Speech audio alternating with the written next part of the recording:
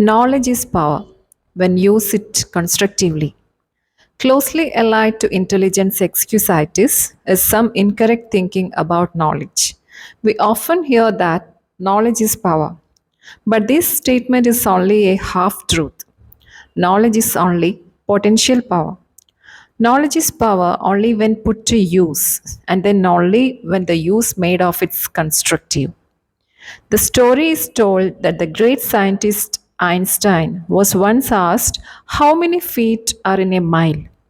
Einstein's reply was, I don't know. Why should I fill my brain with facts? I can find it in 2 minutes in any standard reference book. Einstein taught us a big lesson. He felt it was more important to use your mind to think than to use it as a warehouse for facts. One time, Henry Ford was involved in a libel suit with the Chicago Tribune. The Tribune had called Ford an ignoramus, and Ford, a man of great respect, said in effect, prove it.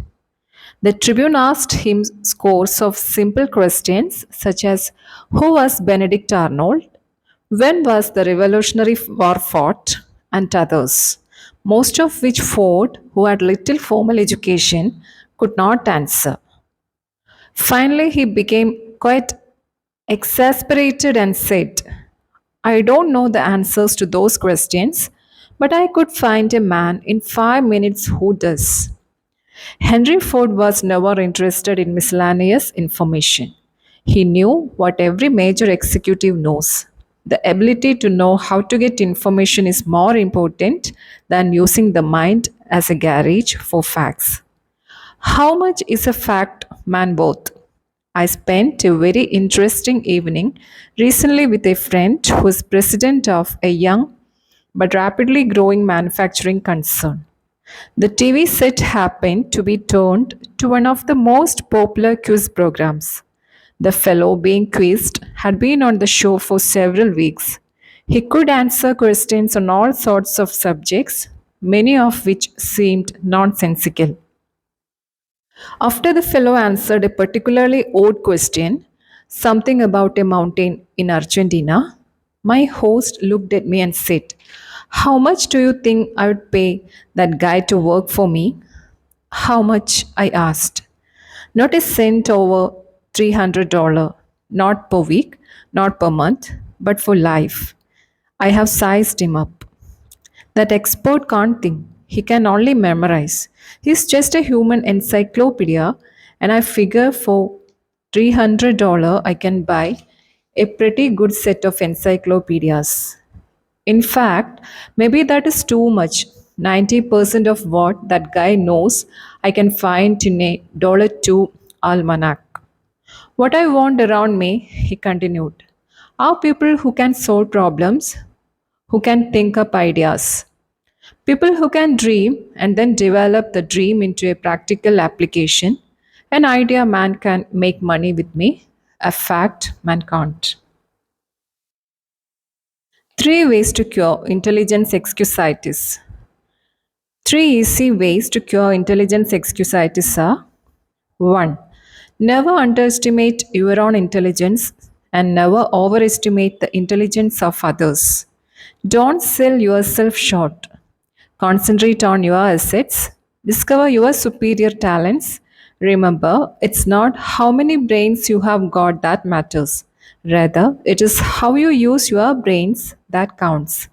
Manage your brains instead of worrying about how much IQ you have got. 2.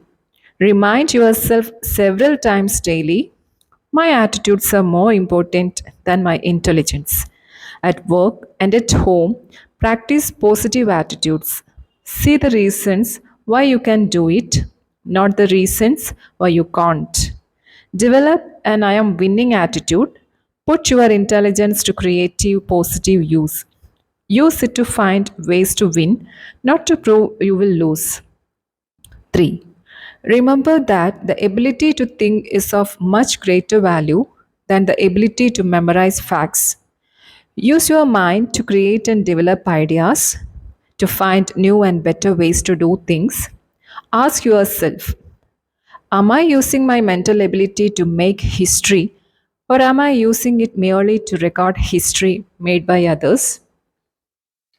3. It's no use. I'm too old or too young. Age excusitis, the failure disease of never being the right age, comes in two easily identifiable forms: the I'm too old variety and the I'm too young brand. You have heard hundreds of people of all ages explain their mediocre performance in life something like this: I'm too old or too young to break it now. I can't do what I want to do or I'm capable of doing because of my age handicap. Really, it's surprising how few people feel they are just right age wise. And it is unfortunate. This excuse has closed the door of real opportunity to thousands of individuals. They think their age is wrong, so they don't even bother to try. The I'm too old variety is the most common form of age excusitis. This disease is spread in subtle ways. TV fiction is produced about the big executive who lost his job because of a merger and can't find another because he is too old. Mr. Executive looks for months to find another job, but he can't. And in the end, after contemplating suicide for a while, he decides to rationalize that it's nice to be on the shelf. Plays and magazine articles on the topic, why you are washed up at 40, are popular not because they represent true facts, but because they appeal to many worried minds looking for an excuse.